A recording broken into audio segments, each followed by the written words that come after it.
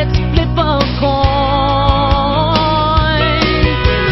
Heads Carolina, tails California. Hello, it's Andy Graham in Dapong, Togo, West Africa. It's March 27th, Thursday, 2014. And as the world turns, I'm in Togo, West Africa, one of the most safest places on the planet. It's right up there with Thailand. Okay, Chris,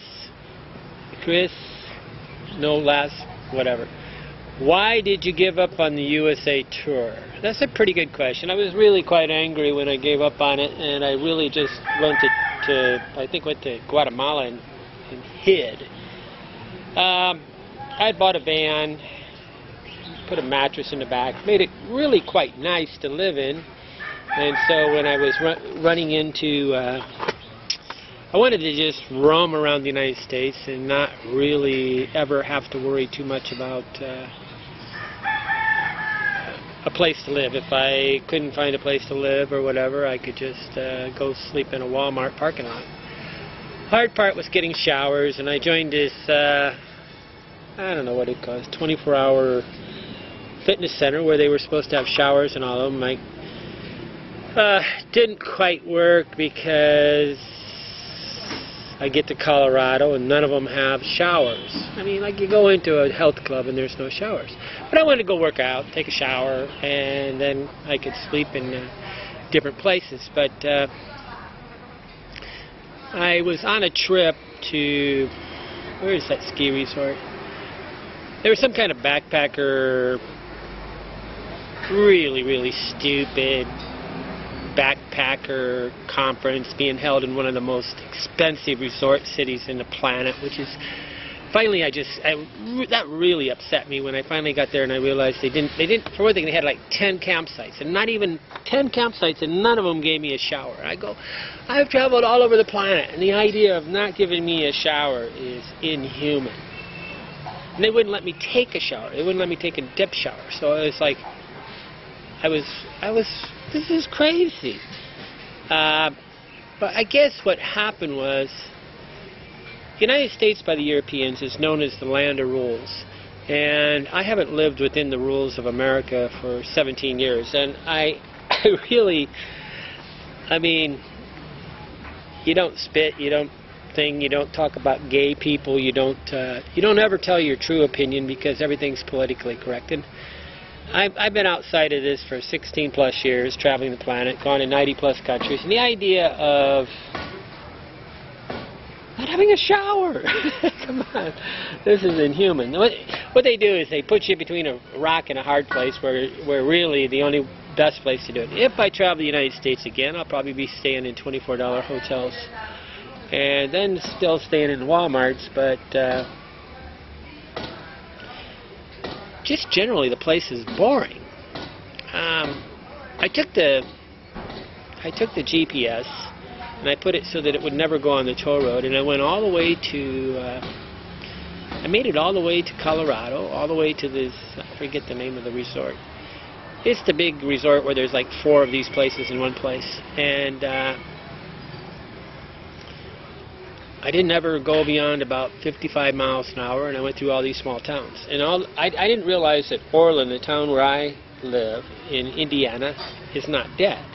They have a center of the town, we have a restaurant, we have a supermarket, we have a barber shop, we have, you know, a mechanic, we have all these different things. But the majority of cities that I went into were just basically vacant, and what they had on the edge of a town was, you know, the bigger the town, bigger than Orland, the little towns had no restaurant, no soul anymore.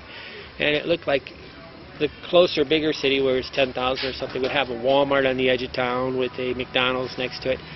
And then that center of that town was vacant. And I was thinking there'd be coffee shops and stuff, and even those were not there. They were always trying to cuddle up next to the traffic of the Walmart. And so, you know, it wasn't my vision of America. My vision of America is a small town with a Chubby's restaurant like Orland, and, you know, a barbershop like Kim at the barbershop, and I couldn't find the soul of America. I mean, there, you know, I'm not against Walmarts. Walmarts are wonderful.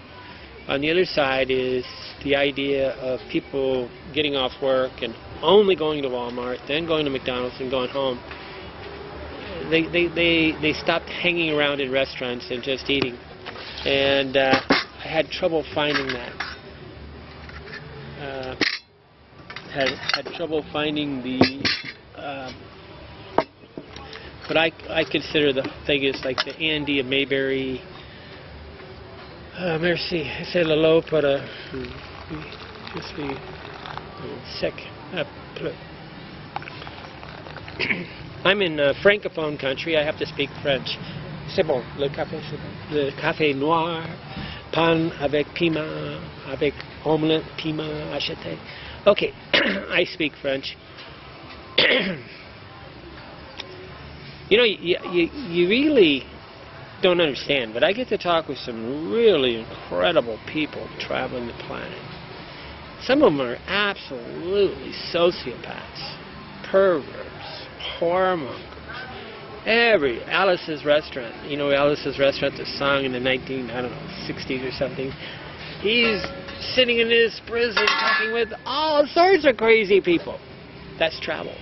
In the United States, the best fun I had was when some of the McDonald's had like a breakfast crowd and you had some old people that would sit around. But, you know, I'm not used to talking to the oldest, and I couldn't get to the coffee shop. The coffee shop guys were just basically beaten off with their cell phones and their tablets. Their mental masturbation with these electronic devices is crazy. The idea of a conversation was really difficult to find, and trust me, I had the TomTom GPS. I would sit there and know all the keywords to search for coffee shop. I had them listed out so I could try to figure out a place where I could just go hang out and talk with America. But the final draw was when there wasn't a shower in Colorado, and I wasn't I mean, I'd driven all the way to this convention, and I realized that the convention was being held it was tourism convention. It was nothing to do with backpacking. Backpacking is about having pride in spending 6 months traveling, and you can only afford $15 a day. You can't spend $150 and live in a resort for 6 months. And it was more of a celebration of people that romanticize travel and nothing. And I guess I thought I was going to go and be the rock star of backpackers, but then I realized I paid the $150 registration, but I didn't go because at the end of the day my purist thing kicked in, and I realized I was only going to get the fame, and I didn't really care about these people in the first place. How can I care about people living in an anti-backpacker place having a backpacker convention? So all the way to the United States, which is a country I love, I had trouble finding the people that I love. And I'm not saying they're not there, but I didn't find many people that just wanted to sit around and talk. Everybody was too busy. I mean, this is the mantra of America. And I really consider when somebody tells me they're too busy, it translates to me as you're too stupid to control your time. Anybody tells me they're too busy, I just instantly say, you're too stupid to control your time. If you're talking to me and you're too busy, why are you talking to me? You don't tell me you're too busy as we're talking. That is like an insult to me, like somehow I'm supposed to prioritize your time. You're supposed to prioritize your time and talk to me, and then we talk, and then you say, well, I got to go, and you leave. But the United States is overwhelmed with mental analysis paralysis, mental masturbation. They got every 12-step programs, dysfunctional behavior that makes them stay busy. They're like in prison, right? And they stay busy so they never have to sit and have a moment to themselves and think. And when your lover, the place that you love, cannot give you what you dream about in travel. I travel so I can talk with people.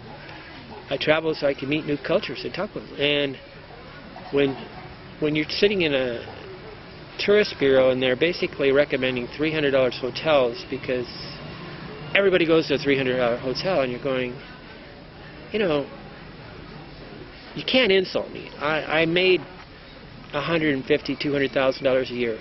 I don't have penis envy. I don't need to live in a $100 hotel to have you like me.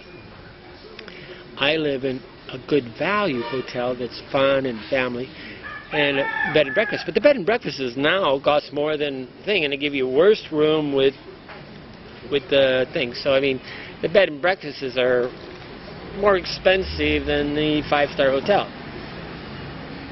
And everybody's in a hurry. I mean, you got to understand, when people go on a trip in America, they go for 10 days and they try to, they create a work agenda, and they boom, boom, boom, boom, boom, because it's so expensive that they can't be on vacation.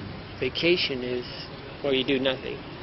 Then they go on these tours where, God, it's just horrible to be around Americans. They spend their whole time like guilty if they're not working. So at the end of the day, I guess the reason why I gave it was I didn't, after doing it for a month or two, I couldn't find normal Americans hanging out in the coffee shops and without so much work that it just, and I mean, when I'm spending so much time, and when I got to spend over 2 hours to try to find a coffee shop where people are hanging out in the city, it's just not worth the effort. I mean, the prime directive of travel, and I always remember that, is to enjoy myself. If it becomes work, I should stop. And that's what I did. Now, I love America. It's got clean sheets, organized thing. The people are pretty much honest. The lying is at a minimum compared to, you know, Africa.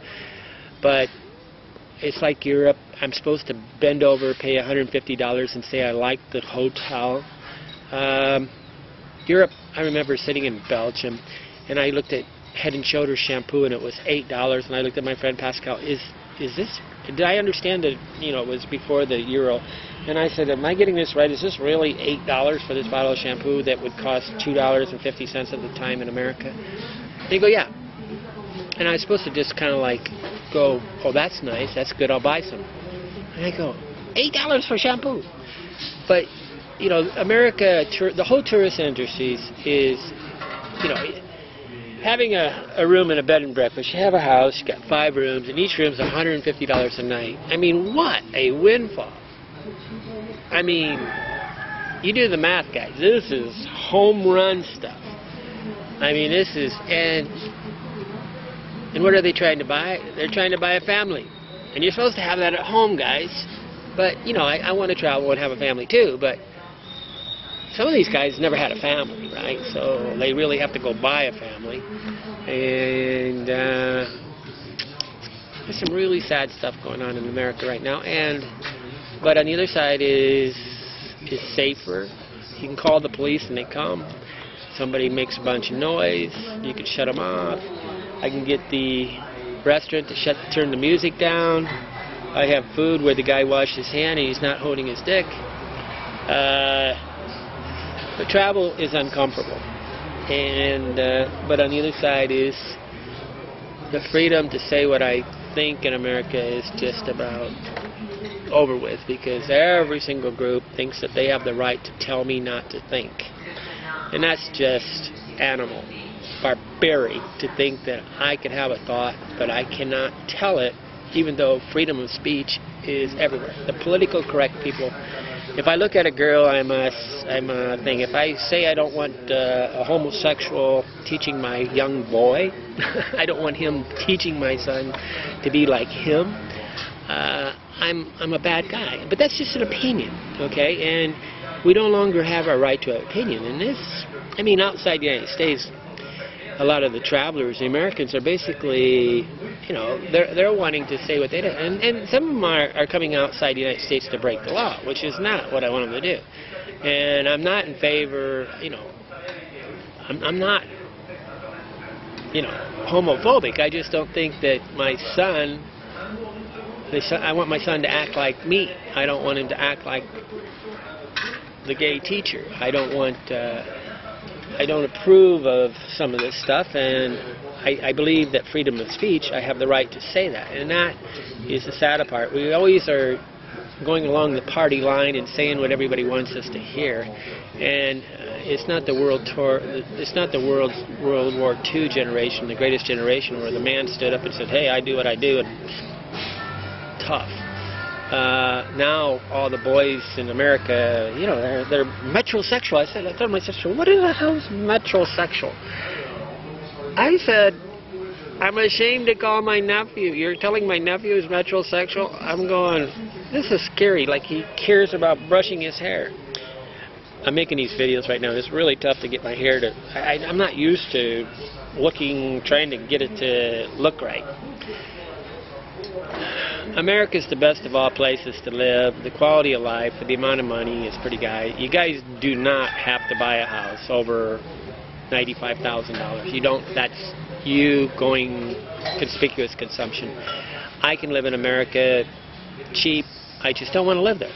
I may return at after age 65 and get on Medicaid and all this stuff. Hopefully Obama does what he says he's doing, giving me a universal care, but I don't think he is. I think he's just forcing me to buy insurance. There's nothing wrong with America,